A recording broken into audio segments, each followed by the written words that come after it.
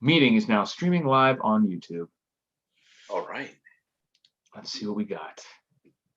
It always takes a second to show up for me, even though it tells me it's live, before I can pull up the chat and whatnot. There we go. We're working. I'm going to pop out the chat. I want everyone to post something in there so we know that you are watching. One watching. Greetings.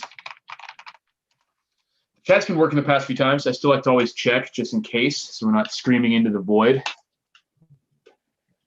But it says we got a couple people watching. Welcome. Sorry about being gone last week. I just couldn't make it in time. So Michael Smolinski. I got 6 watching. If I sound a little bit off tonight, I'm kind of stuffy. So I've been fighting off some sort of Delta variant, maybe. I don't know. Where do you sit? Where do I what? Oh, I don't. My girlfriend had some kind of sinus infection a few days prior, and she always seems to get it first. She's weaker, and then she incubates it until it attacks me. Gotcha. Shay, my last name is pronounced Smolenski. Okay, thank you, Michael. Nice to see you, Stuart. We got a Patreon member here. This is awesome. Nice. One of my Patreon members. Excellent. Seaway 44. It's a new name. SPQR Cincinnati. I hate your name. Hello. So your thumbnail doesn't feature you picking your nose. You okay? That's good. Yeah, maybe I should for once. Yeah. South Florida DCL. Hello. I've got a new mic system for those of you that may be wondering. I think it sounds good. We'll see if it avoids the issues that your previous setup has been having. So far, so good. So far, so good. Good. I'm gonna go right into it. I was at a bushcraft event this weekend. It was through the Oshawa Bushcraft Group in eastern part of Ontario, Kawartha Lakes, around there for anybody from Ontario. And I was teaching a lesson on how to make a crossbow. That's awesome. So, you know what I really liked about it was there were some teenagers there, right? Some kids, again, they were 15, 16, 17. So that was awesome because they at that age, they just got a real good kick out of it. Right. It's a traditional design. I believe it's actually the trigger mechanism is based off a Vietnamese crossbow that they would make with bamboo. Yeah, I was going to ask you about the trigger mechanism. It's got bought some nice, store-bought cordage. We didn't make the cordage. Didn't have enough time for the whole weekend. So the trigger mechanism, I don't want to dry fire it, is the string. This is just to sort of hold the bow in place. And it's just the letter T, and as you can see, it's got a little bit rounded at the top there. And I think it was a 3/8 hole that we just kind of grooved out a little bit bigger. You can see there's a spot there for it to move forward.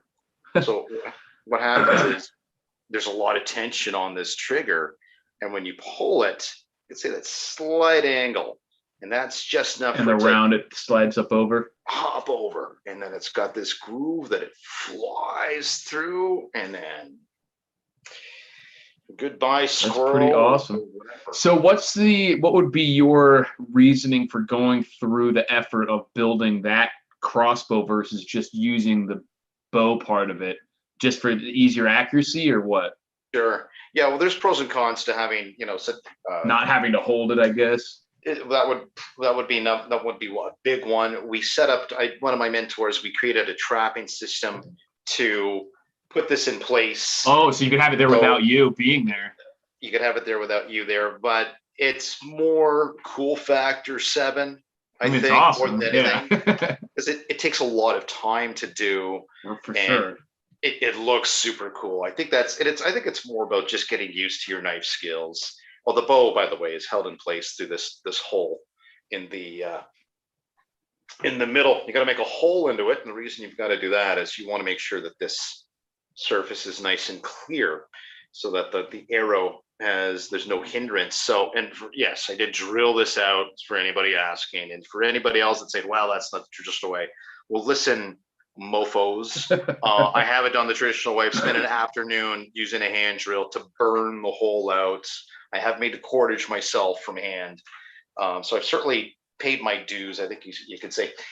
So in a real survival situation, no, I wouldn't make a crossbow. I mean, these things will eventually, it's not going to hold its, we'll just say its tension, its elasticity is probably a technical term for it, after X amount of time. So you're probably better off using deadfalls or things that are more, be consistent over time. So if you got a huge weight and something's triggers that weight falls, the weight, the power of that weight coming down is going to be the same today compared to a month from now, where the power of this bow may not be the case. So. But if you're in a situation where you have to worry about bipedal animals to take care of, something like that would be pretty useful.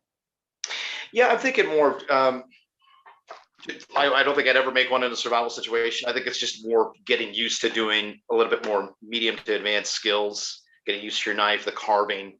The bow aspect is actually indicative or the same, but just make it a regular long bow. That's why I was asking, like, what would be the advantage? Yeah. Not, you go with a longbow. Go with a longbow, but it's going to go on the wall. I mean, I've made a few, and chicks are going to dig it when they see it. That's all I got to say. Speaking of which, Destiny says, "Who's got an apple to put on your head?" And that's hilarious that she mentions that, because there was a gentleman that hosts it through Oshawa Bushcraft. His name is Tell. Like William Tell? Exactly. And I don't know the story with William Tell, but I was told it last night around the campfire with a few beers and the boys. And it's centralized around this guy from, I want to say Switzerland. I could be mistaken. Yeah. In Europe.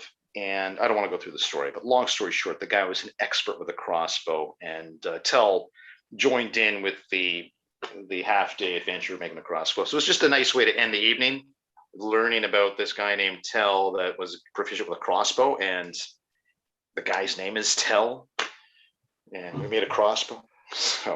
So John Bibb says the best type of primitive trap. Well, I think Shay just mentioned, I think in general classification, the best type is a deadfall trap. You can get into the specifics, like whether you like the Paiute one or the figure 4 or whatever. But sure, it certainly depends on the type of game you're going for. I mean, Paiute is, in my opinion, probably a lot. You can certainly play with the sensitivity a lot more. Yeah, it's a lot more. It's like the figure 4s are touchy, man.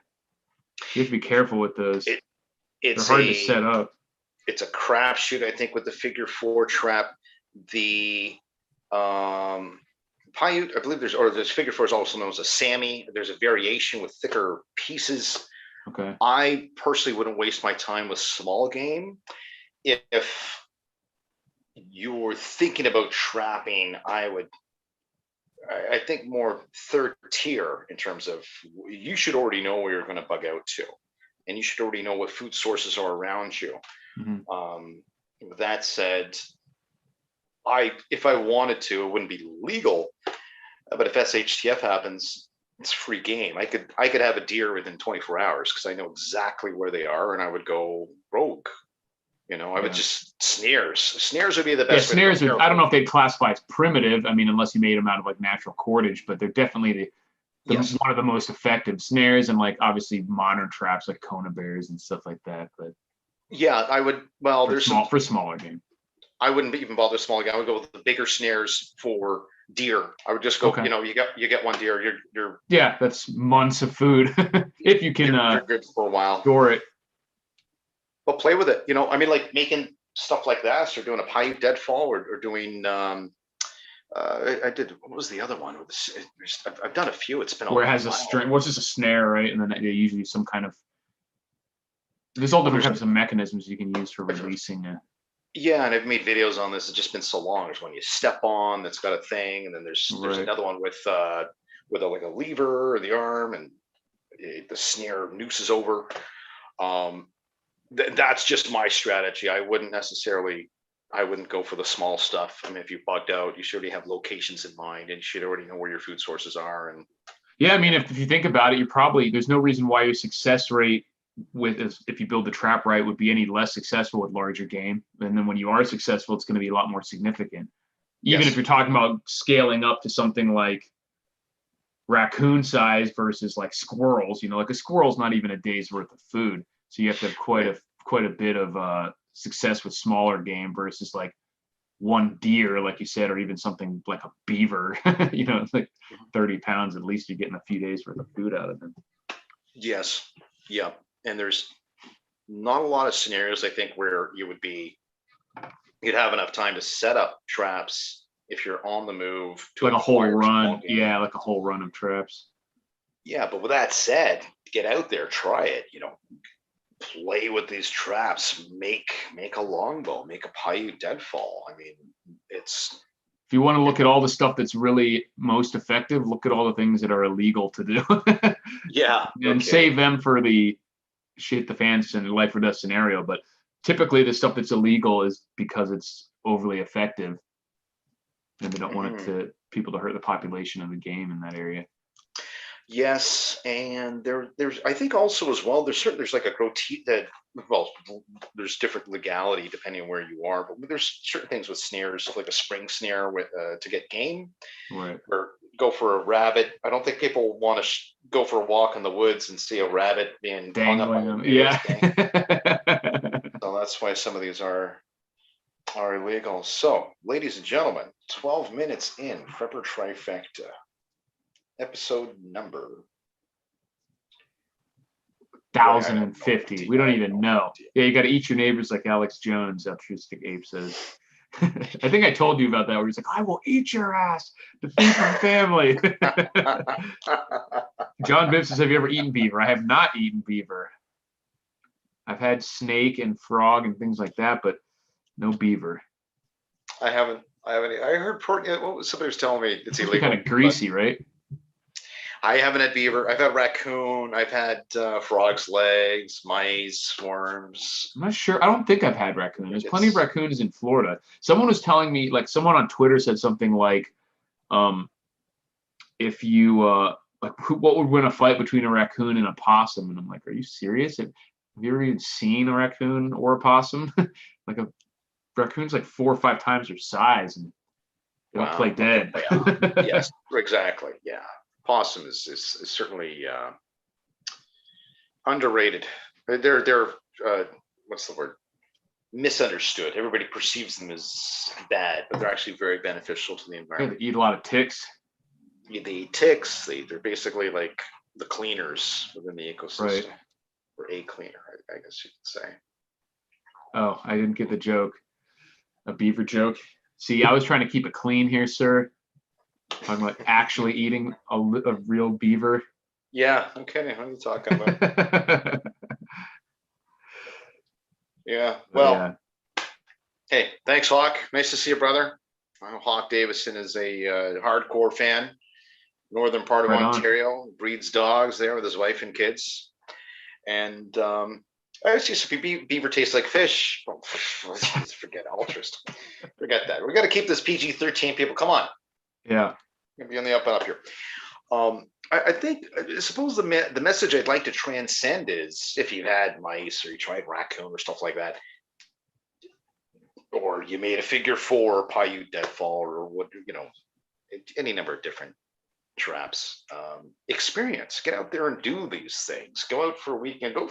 You don't have to be an instructor. There's events out there you can participate, gain the experience, get used to different knife techniques, get used to getting your hands dirty. I think I still got dirt in my hands from this morning. I just left. So it's very, very important. I got a question, Eric. Yeah. So where do you get your F15? Exactly. Well, that's been a hot topic lately. If you go, those of you who saw the title, I'm sure some of you guys have seen, there was some recent comment that Joe Biden made about the Second Amendment, saying there's no point in having weapons to fight the government because the government has F-15 and F-15s and nuclear weapons. So then there's been a bunch of memes and stuff about where we're getting our F-15s, which I haven't collected. I'll have them next week, hopefully, all the F-15 memes. But it's a funny thing because this is the same administration that thought that the Capitol building or the government wasn't on the verge of being overthrown by an unarmed mob of grandmas on January 6th, but then at the same time, it's pointless to resist the government because they'll just smoke you. And also, it was interesting to note too that he never said that you don't need AR-15s because there's no reason that you would need to fight the government. He just said that it's because the government would crush you if it needed to. It's like, oh, nice to know. So we got to find out where to get our F-15s.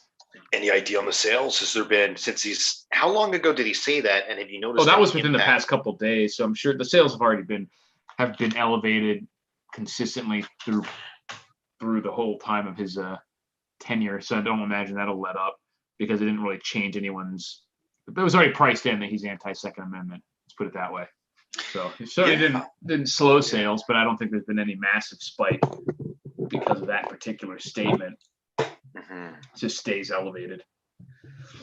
But it's interesting because what people don't realize, and of course, I would never advocate of fighting against the government unless it's absolutely necessary. But this idea that like, oh, the government has tanks and nukes, and it's like, okay, if there's some kind of insurgency, like in a country like Afghanistan or anything, they're not going to be strafing a town of like a suburbia with AR-15s. I mean, with F-15s. Or nuclear, we're not going to deploy nuclear weapons. You know what I mean? Like, okay, so they find out some guy is planning to fight the government, and they're going to send a nuke. Like he lives in Chicago or Atlanta or something, and they're just going to nuke Atlanta to take out these insurgents or whatever. Like, it doesn't even make any sense. It's not the way that shit works. Yeah, well, it certainly glorifies or magnifies the incompetence surrounding his knowledge on the specific area, on that area, or at least Biden with his comments. So I don't know. I get it. People are pro firearm, anti firearm. If you're a politician, you should. I don't know. I mean, it seems like a almost borderline threat to people. Of course, that's what it is. Like, we'll crush you. Yeah, he's basically coming out and saying, don't even try because we'll crush you. But at the same time, they're trying to say that no one should have these semi-automatic weapons or AR-15 because they're weapons of war. But then they're also saying they're useless against the police and military. So it's like, well, pick one at least. Yeah, don't know. Well, you guys got a lot better than we do. I mean, we're screwed when it comes to firearms, and we got about May 1st, we got May 1st, 2022. We've got to basically bring in all our firearms to the government, hand them all over. We got a 2-year amnesty from we remember there was an incident in, I think it was New Brunswick. And what bothers me about that particular incident, there's some guy who went on a shooting rampage, is that our prime minister, it doesn't bother me. I guess I got to be careful with my words here, right? What I found interesting was that the prime minister knew that the perpetrator was, and he acquired the firearms illegally. He didn't have his firearms license. And as a result of that incident, shortly after, he used it as a lightning bolt to instill his personal ideologies on firearm laws. And they banned, 2,000 rifle, like all these semi-automatics and rifles and guns. Even though they knew it was illegally acquired. Yeah, and then they said, oh, well, don't worry. All you registered firearms owners, all you law-abiding citizens, you've got a 2-year amnesty. So it's basically like, some people might interpret it as, well, I'm not slapping you in the face today. You're okay. I'm gonna slap you in the face 2 years from now. Right. To make people like forget about it or get it out of their system, forget about the actual date. I don't know what's going to happen. There's a lot of firearms out there that are on this list, and there's a lot of Canadians that, I don't know, anybody that talked about it, I don't see them complying. I don't see them bringing their AR-15s or their I don't know if the SKS is on there. They're dressed up rifles, whatever they are, $1,000 rifles. Here you go, government. Right. Here you go. I want to comply. I wish to be in compliance. So right. It's an ongoing The problem is that simple non-compliance doesn't stop. Like if people just don't turn them in and bury them or hide them in their house or something like that, that doesn't help overturn or prevent these. You know what I mean? Then these people just slowly get arrested or fined or whatever individually if they ever get caught, and it won't actually prevent this law from being in place. You know what I mean? Yeah, it's. I think. I think there needs to be some sort of civil intervention. I don't think the RCMP, the organization that regulates classification, should be the be all. The judge dread the jury for the whole thing to say, well, this firearm is banned. Right, to make unilateral decisions about what is and isn't banned. Yeah, because there's certainly gross incompetence. Because if we've got a 223 or whatever round, same action, same cartridge, same magazine capacity, same everything. This one's black. This one's a different color. We're going to ban the black one. The only difference is the color. Then, if that's, it's very boggling to somebody like me that's so logical and so rational. Like, why the fuck is something being banned based on its color? Where it looks scary. It makes you feel. It just doesn't compute with me, Eric. Anyways, I agree. Emergency survival tips is why I'm always late for the streams, and I still have yet to email you. I know I said I would, and I still will. I apologize. So I will do it. I'm slow, but I'm a man of my words. You will get an email from me about potentially appearing on later. All good too. Emergency survival tips. If you want to, and Eric too, maybe just like send me an email as well, if you'd like, and then maybe I can talk to him as well at the same time. So if you want to reach me, emergency survival tips, it's info@ontariopreppers.ca. Correct. Info@ontariopreppers.ca. That's me. Ladies and gentlemen, questions? 2 preppers on board here. What do we got? We got John says, Eric, are you pro police? I'm not automatically supportive of the police. I think that law enforcement is pretty much has to exist in some form or another to have any sort of organized society, but I'm not automatically support them or not support them. It depends on the individual people, the institutions, and whatnot. So I think in the modern form, there's a lot that needs to be changed for modern policing to be where it should be. But I don't hate cops. Yeah, no, I certainly don't hate law enforcement. But I think there's a lot. I mean, they really need to get to the point where, because right now, when the average American citizen who is not a criminal sees a cop pull up beside behind them, or whatever, their instant thought is like, oh shit. You know what I mean? Because they know they're going to get fucked with or get busted on some stupid small rule that they don't know about. And the way the cops are like allowed to and purposely lie to people and things like all the stuff they do and the civil asset forfeiture, like it just makes it so they're not on the side of the normal, they're on the side of the government, not on the side of the citizenry. And that really needs to change big time. Yeah, I don't know if that's the case here in Canada. I mean, I think it depends on the region. If you're more in rural Ontario, it's difficult to say. I think it comes back to the individual. There's certainly cops out there that are reasonable, civil, and good. They want to do the right thing. But there's also a lot of cops that they're burnt out. They got their 10 years in. It's just a job. They hate life. They hate people. And they're stuck in this rumination of dealing with ignorant people that lie to them all the time. So I can certainly appreciate how it would frustrate cops on a daily basis. Right. I've got I'm certainly not anti-police. We need law enforcement. Right, and I agree. It has to exist in some form or another. And basically, instill ethics in society, because there's a lot of ignorance. It's a difficult job. I don't think I could do it, considering what they go through. Yeah, it's tough, but it depends. It comes back to the cop. It really does, because it all comes back to individuals. There's some assholes out there. There's certainly some shitty cops out there, but there's some great ones. So it's just yes sir, yes sir, yes sir. Be polite, and I hate to say it, but I don't feel intimidated by them anymore. Just here's your information, and the reality is, if you're not breaking the law, there's nothing to be afraid of. So check me out, whatever. See you later. I'm best on my way. Am I being detained or am I free to go? See, I don't think in the U.S. I disagree. I don't agree with the statement that in the Okay. U.S. if you're not breaking the law, there's something to worry about. Because I had to spend a night in Cool. jail when I wasn't actually breaking Really? the law. Yeah. Wow. So what's up? I just said, wow, do you care to get into it or? Yeah, I've made videos on it on my channel before. It's very minor actual overall incident, but it just boils down to, like I said, the fact that the cops usually deal with, first of all, they have this attitude of like sort of looking at it like a referee. You know what I mean? Of like, these are the rules. If your job is to find out when someone's breaking them, kind of thing. And so that's the mode they get into. It's like, an infraction, aha.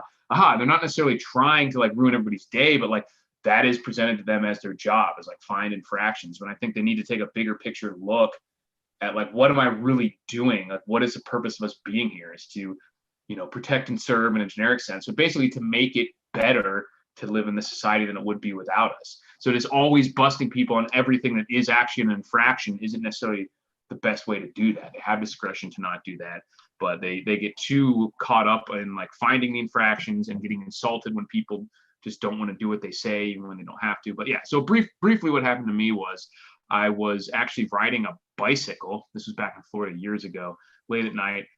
I was pulled over. For the reason I pulled over was for not having a light on the bike.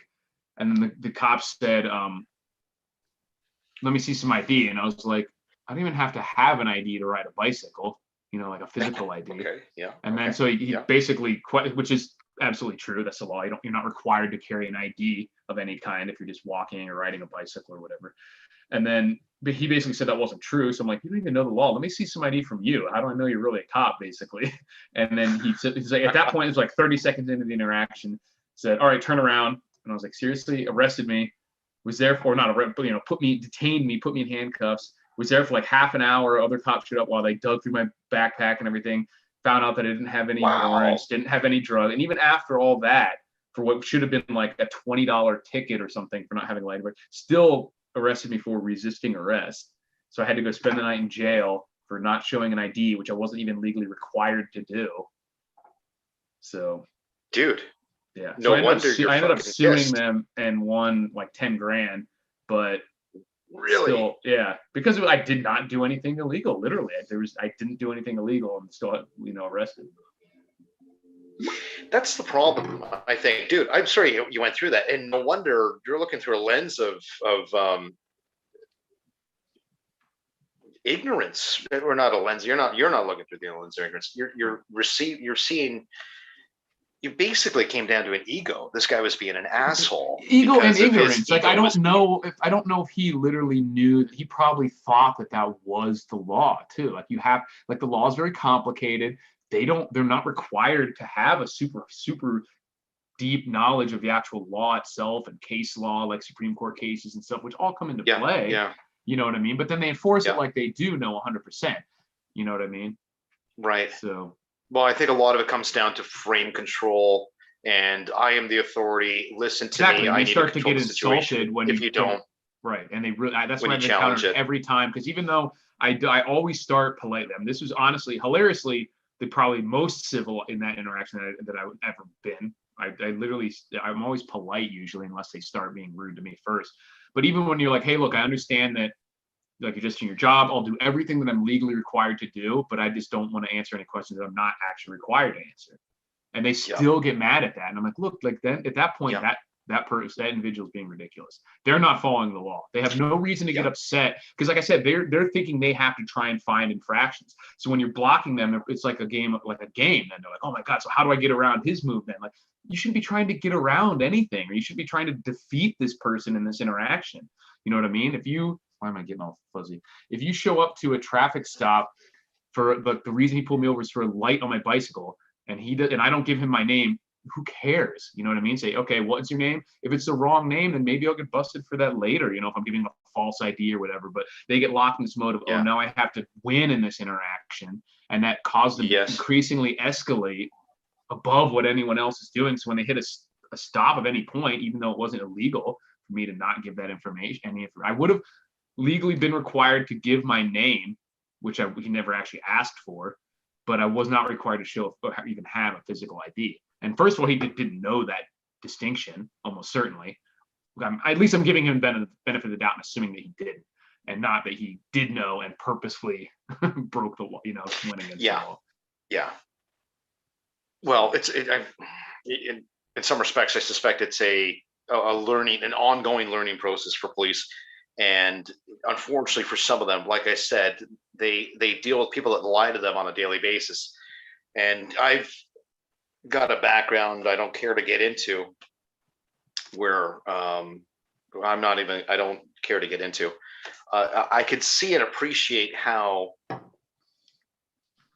some of them can get frustrated, and you're right, when you go to this, well, now we're in this room, it's the game is constantly control the frame and I'm the authority. And even if that comes into question whether or not they're right or wrong with respect to specific legislation, such as if you're on a bike and there is an infraction on a bike, Right. if you need to provide ID or not. And it's unfortunate that they feel compelled to use intimidation, authority, and force in a way that supersedes your personal rights as a citizen. It's funny to me too, in that when you do exercise your rights, like, oh, okay, great, officer, yeah, okay, am I being detained or am I free to go? Right. It's almost like when you exercise your rights, suddenly you're the target now. Oh, we got to support a exactly. Well, that's what I'm saying. They get in this mindset of like, ooh, how are we going to defeat this or win in this interaction? Yeah. When that shouldn't be the mindset. The mindset should be, how is what I'm doing making like life better to live in this city or this town for the people who are not criminals, basically. You know what I mean? And would that lead him to make the same? Would that mindset lead him to make the same choices there when he's like, okay, like why did I stop this guy to get a light on his bike? You know what I mean? Yeah. Like they just get locked in that mode because all the initial interactions are for stupid shit to begin with. Almost always some kind of traffic violation or some sort of tiny infraction, civil infraction, usually not even a crime, and then they just use it like various escalations, like, oh, we were worried about drugs or we were worried about our safety. It's like, well, then don't pull someone over if you're not worried about your safety. If that's the whole reason why you have to do all these things, because you're worried about your safety, then just let the guy keep driving.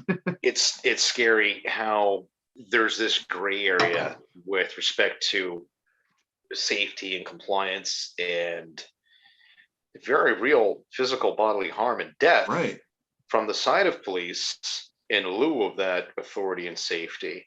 There was a lady, as an example, I don't know the particulars, maybe you do. This is the sort of negative, we call it a blue curtain in Canada, maybe it's in the US too, which is that we've got people in society and then there's the police, and there's sort of a blue curtain. It's an unwritten underground social thing where there's just sort of this, nobody talks about it, the police are behind the curtain sort of thing. If you have cops in your family or cops they're friends with, then you're sort of, you're on the untouchable side in some respects. I know people that certainly have gotten out of speeding infractions and various tickets because, oh, well, my uncle is this, or, superintendent or whatever. Right. But if you're not, then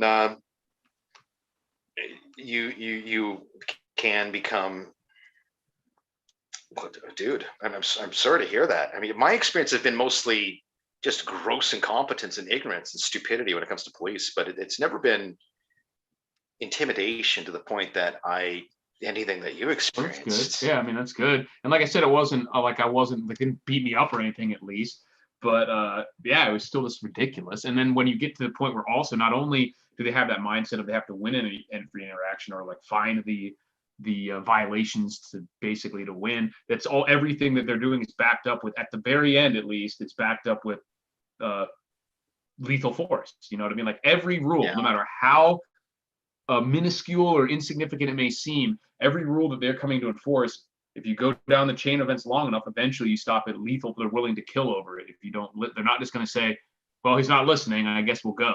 You know what I mean? At some point that'll get to lethal force, no matter what the rule is. Even something as simple, like I said, as me being like, and then if he was acting illegally at that point to put me in handcuffs and do that stuff. So if I had resisted, which would be within my natural rights because he was acting against the law, then I could have ended up dead. So that's why I mean, like, I don't believe in that, like, if you don't do anything wrong, you have nothing to worry about, or you don't, nothing to be afraid of, because it's just, luckily, Sure. most of the time that's not going to happen, but it isn't technically true. And there's that one case, Sure. I think, in Arizona with the guy, and I don't know if you heard about this one, named like Daniel Shaver, I think his name was. He was like in a hotel. He was like an exterminator and had some kind of pellet gun or something. And first of all, it wouldn't have been illegal to even have a real gun. Arizona, for the most part, has like constitutional carry and stuff. And anyway, so someone had some crusty old lady or something called it, oh my God, there's a man with a gun or something.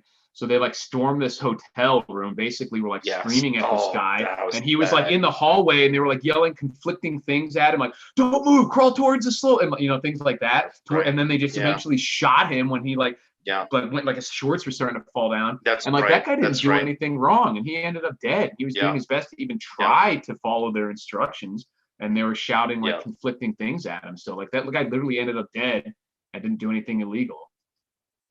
Yeah. So that's definitely not. You're right. I do remember true. that was a horrific scene, and I mean, it's a lot of people argue that that's murder. Yeah, he literally murdered that individual. I would argue in the guise of ensuring his personal safety.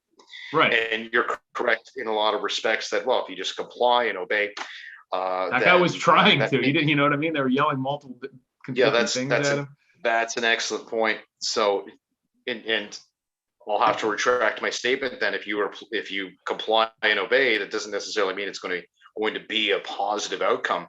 You're absolutely correct, and it's a crystal clear example of somebody that was fucking terrified. I saw that video. To do everything and he did. He said, yeah. He was a little bit of a bigger guy. He's on all fours, and he literally reached back because I think his ass crack was showing. Yeah, exactly. Shorts up. Yeah, and he went like this. Yeah, it was just that subtle movement, and he got off. Right, the cop got off. Oh yeah, completely. Yeah, and it's who knows? Luckily, like I said, I don't want people to think that's the outcome of every police interaction, of course, but it's certainly, like I said, that's a possibility. That's what's backstopping everything they tell you to do. Is if it gets down the chain of command of where you're not, there eventually stops with lethal force, no matter what minuscule, insignificant rule or thing they're enforcing. Yeah, well, I think my perspective is a little bit different in that, generally speaking, I'm in a little bit more rural area, and it's, we start off with your first name. Hey, what's your name? How's your shift going? Right? How's your day going? And it's a little bit more, maybe the Canadian stereotype, we're a little bit more friendly if the context of the situation is, I don't think I'd ever get pulled over for a broken or missing headlight on a bicycle.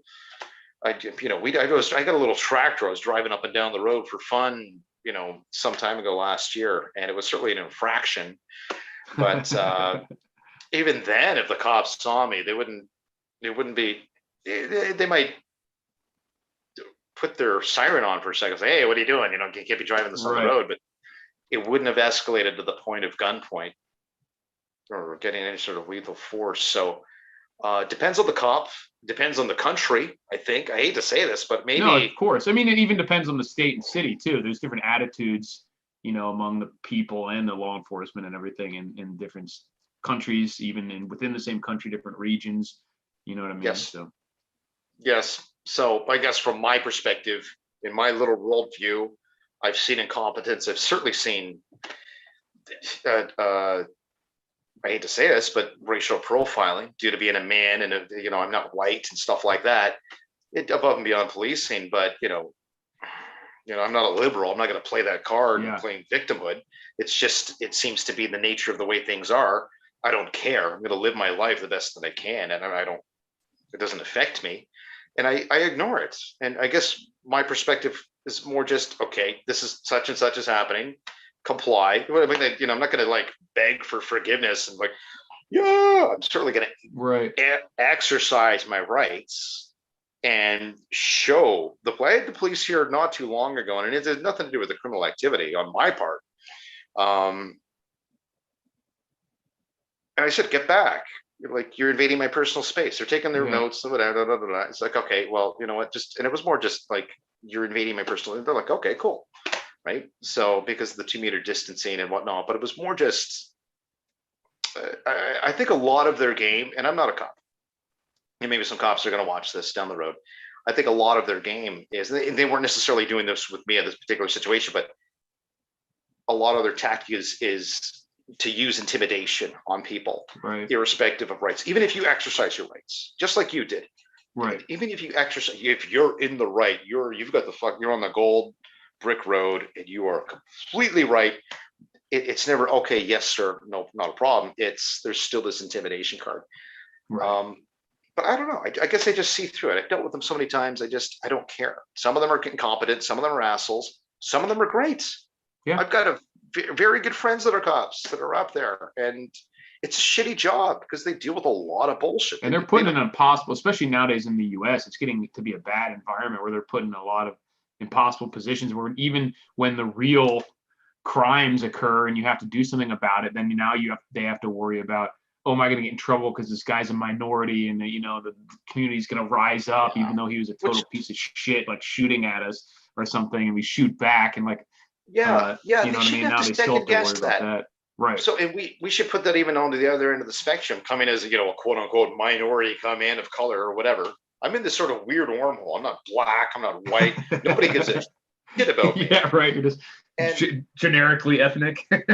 Yeah, just generic. Yeah. Look, they'll use you for commercials, so it's not a white guy, but they don't want it to be that. Exactly. But that shouldn't. Look at these assholes that like the Pelican guy that. I don't know. It's come back to re-education, training, use of force wheel.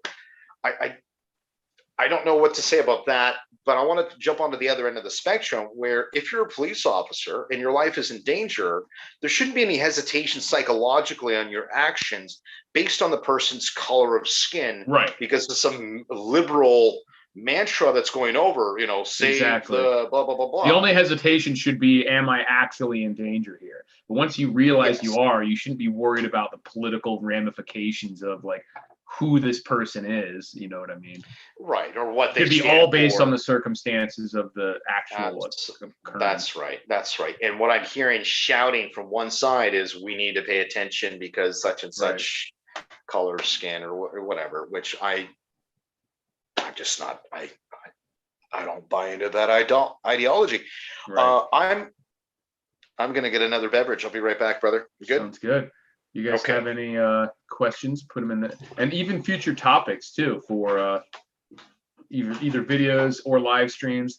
I was worried. I didn't really have a lot of prep for tonight. Unfortunately, I've been kind of wickedly stuffy the past few days. So luckily I'm holding up okay. I've just been sleeping a lot. Maybe it's a Delta variant. I'm gonna die. But so far so good. So let me know if you guys have it. It's pretty sad if you're the ones we paid for. And like I said, it's not always. It's just when the possible end result is death, basically, then most interactions are not going to be that serious, of course. Even if they're negative, most of the time they're not going to end in death. But even knowing that they can is just, that's kind of the obviously they train the police that way too. No matter what, there's always the possibility this person could whip out a gun or do this and end up. So that's kind of the mindset that they're operating under, but they just refuse to realize or accept or acknowledge that that's kind of the mindset that we have to operate under too, for the same reasons. Even if it's less likely to happen to us because we aren't put in these positions every day, it's still possible. John Bibb says, Eric, how's Mongo? He's doing good. He's just a fat old man now. He's not actually fat. He's just got a fat head. He just sleeps all the time. Your dog? Yeah, Mongo. I didn't even know your dog's name. Yeah. He's been made a couple minor guest appearances in some of my videos way back when. Okay. But he's just a big baby. He looks mean, but he's a big baby. White Space Marines. I have been held at gunpoint twice. Love to hear that story. Yeah. That's fucking crazy. Yeah, for sure. Maybe we should we got 20 minutes left. Let's transcend this maybe to something a little bit more productive. Not to suggest that it wasn't productive, or at least related to preparedness, post SHTF, law enforcement. So we've both expressed views on how we feel about police today. It's SHTF. We'll just hypothetical. It's EMP. It's year one. It's the end of year one. Everybody's got the little cliche, little tribes.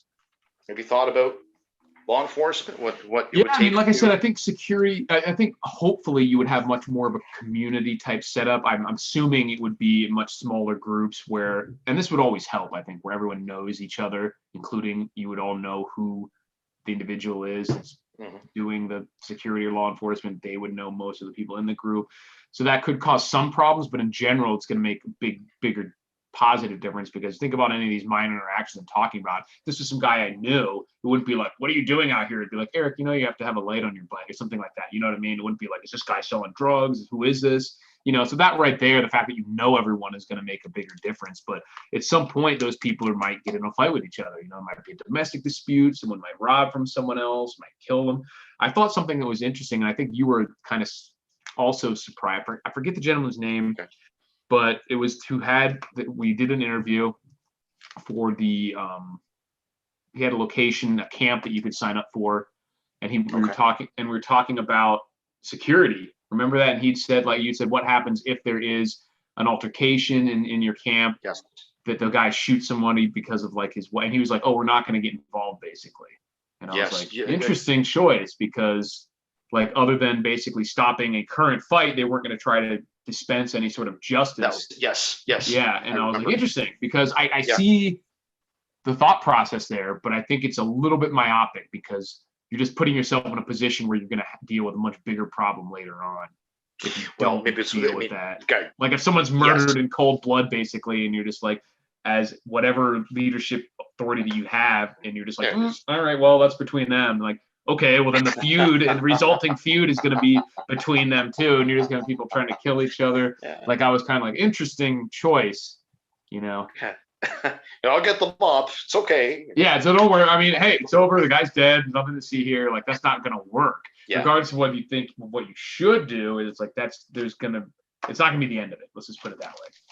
Well, I mean, if we're talking about looking at that particular question objectively, I think we both obviously, it took me off guard hearing that, because the man was a genius. I believe he was a retired U.S. Air Force PhD from Harvard. Very intelligent man. So I would opt to believe that he would have rather not gone into his policies in that respect. Exactly. That's how I read that as, we don't want people to think that we're going to have rules that they're going to have to worry about before they sign up for a thing. I don't honestly think that he just wouldn't do anything in that situation. Yeah. You know what I mean? But I think he was worried that people would think like, oh, we're going to be the police. We have this list of rules you have to follow if you come here, and don't worry, we'll handle it, kind of thing. People are like, you know what I mean? Because I just refuse to believe that he would, in reality, wouldn't actually do something about that. Exactly. And I think his motivations were derived from, we want to bring people into the community. Let's do what we can to promote bringing people into if something crazy happens, we'll deal with it then, but we're not going to worry about like making rules. So we're not going to talk about it publicly, because if I was that gentleman, let's just say if I was doing the same thing, say, well, if you do this, and we're going to shoot you. Right. Yeah. Like we'll take over. You're going to put you in our prison that we have here for people who break the rules of the camp. You know what I mean? Like that doesn't come across well either. So that I'm guessing that they just didn't want to deal with those issues until they come up. Exactly. Because if you heard that, then are people going to be running up to sign up? Oh, well. Exactly. Like, wait, you're in prison in your camp? What do I have to worry about breaking the rule? Like, if I take an extra serving of grits, am I going to end up in the brig? You know what I mean? It's a 5-day prison sentence. Right. If I fall asleep on my guard duty, am I going to get like in the stocks or whatever? It's a tough one. I think the rotten tomatoes hitting your feet in the face. I have to be honest with you. I think I'd have like a very conservative view. There have to be a leader or board of directors, at least. And if there were serious crimes, you're dead. I hate to be blunt, but I think I would make it a very narrow range of things that we actually covered.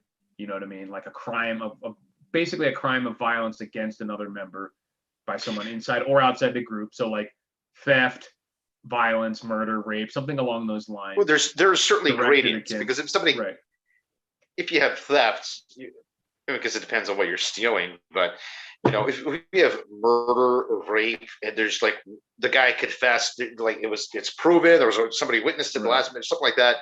If it's unequivocal, it's absolute certainty that this crime occurred, then yeah, I mean, then a lot of this is then going to you be a gotta resource take game. them out, right? Then But I also don't. I what are you don't going to think put him in? Put him in a cell and feed him and right. I would wait for the you trial? got to at least either take them out or excommunicate them permanently. But how do you I do would that? think the How would smaller. Yeah, I don't know. You'd have to.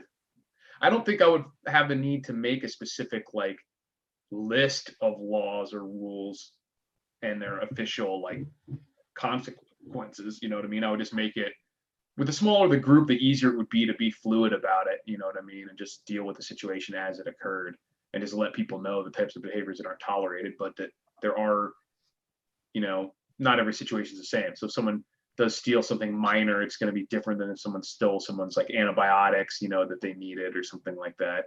You know what I mean? It's a very tough area because there's a lot of bug out groups out there where, you know, maybe the core 5-10 members are in sync. They have, you know, they got the bug out bags, they practice every other weekend, going out and doing training.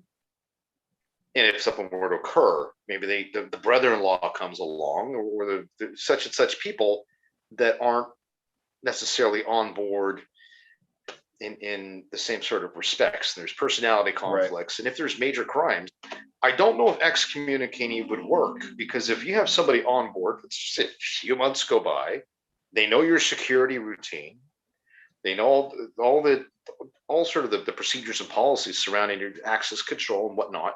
How do you deal with an individual like that in a way that says, okay, you're excommunicated, because there's always that security risk. But what's the alternative? Because I mean, I think long like prison sentences. If the crime is serious enough.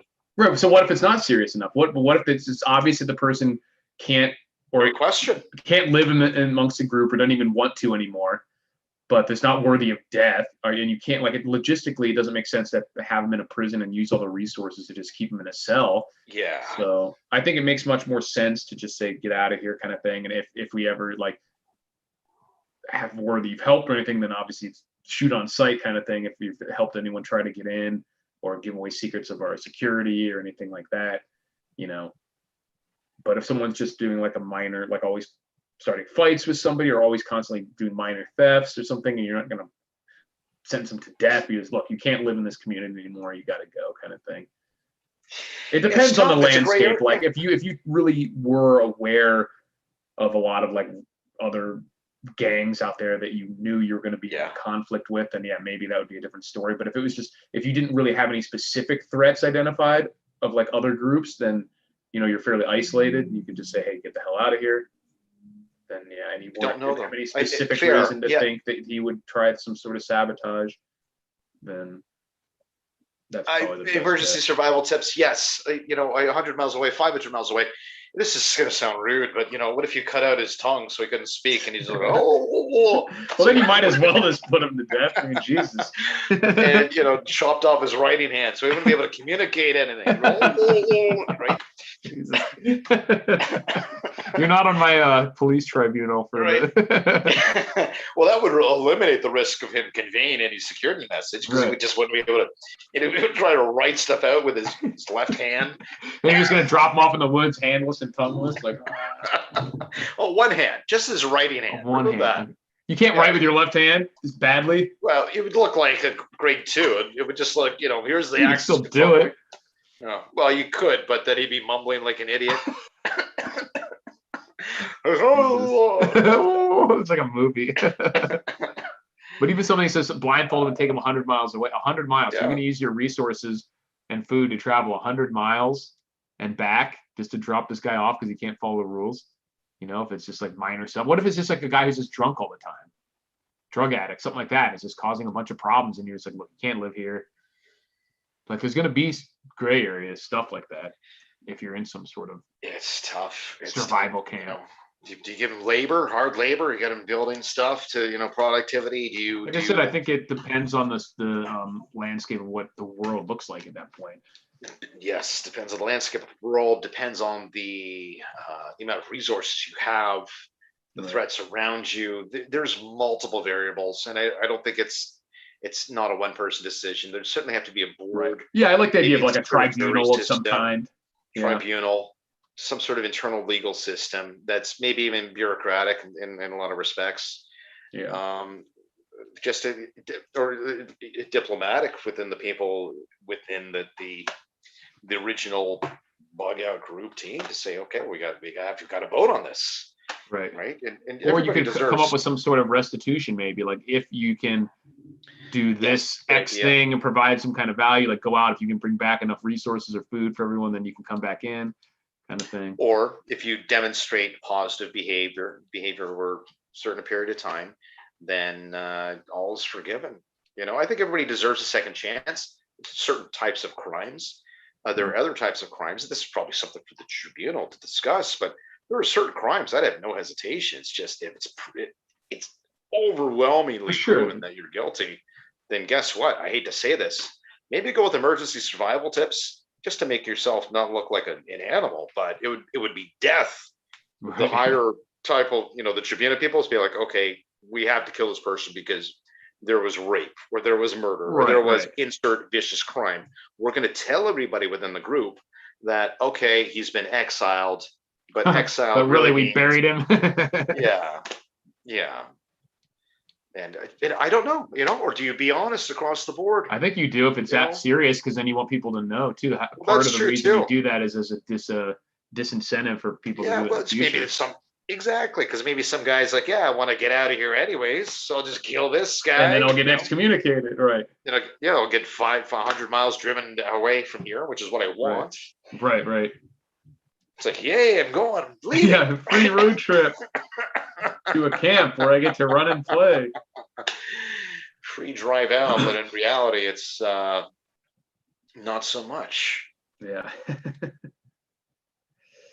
Someone says everyone's saying Yeah. No, I was just reading another comment. It said everyone's saying electric vehicles are the future. My money's on horses. Well, yeah. That's why I'm in. I think uranium is a good play. Uranium mining stocks, because to make all these electric vehicles, the current power production is going to have to be vastly increased. So I think nuclear reactors are going to be back in vogue, especially in China and other places that aren't as worried about the meltdowns, even though nuclear power is very safe, comparatively speaking. Depends on the disaster, the nature of the disaster, the severity of the disaster. Right. I mean, if it's an EMP, horses all the way. So right. I've seen people that have looked at golf carts for like rechargeable, reliable. Emergency survival tip says go all video game NPC and give them a side quest to kill 25 zombies, and he can come back.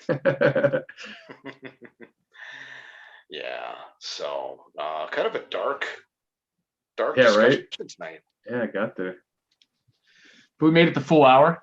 I didn't start snotting all over myself, luckily. I'm still pretty stuffy. It's pretty sad you have to fear the ones that you pay to protect. South Florida, DC always referring to law enforcement. I think I'll leave on a positive note. I think most cops get into it. Like I said, I won't talk about any connections or relationships, but I'm pretty confident most cops get into it wishing to do good or instill morality. Sure. I don't think most of them are sociopaths or anything. I think the mindset needs to shift in terms of what their daily mission is. You know what I mean? Yes, it does. Kind of the way that they train.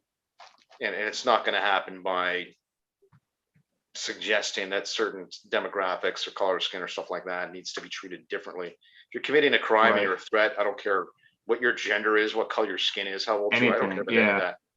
So we shouldn't start influencing that part of cops' brains. Yeah, they shouldn't have to worry about that sort of stuff in the heat of the moment. Absolutely. Yeah. So, dude, hope you're feeling better for next week. I'm certainly hope I'm feeling better in a week. It shouldn't take that long. Yeah, no kidding, eh? Stuffy. Yeah, COVID 2.0. It was fun. Glad we made it. Yeah, thanks, ladies and gentlemen. Appreciate it. It's a lot of fun. Thanks for the chat. We'll see you next week at same bad time, same bad channel. Yeah.